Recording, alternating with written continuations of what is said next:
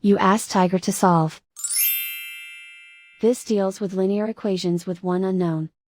The final result is x equals -2. Let's solve it step by step. Group all x terms on the left side of the equation. Subtract 4x from both sides. Group like terms.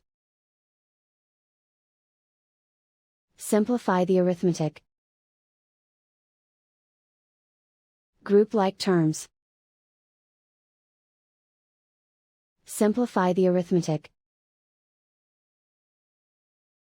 Group all constants on the right side of the equation. Subtract 45 from both sides. Simplify the arithmetic.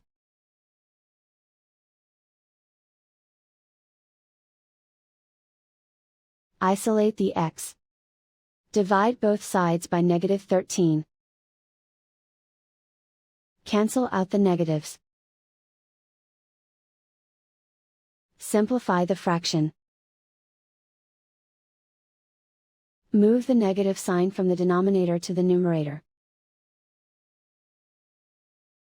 Find the greatest common factor of the numerator and denominator. Factor out and cancel the greatest common factor.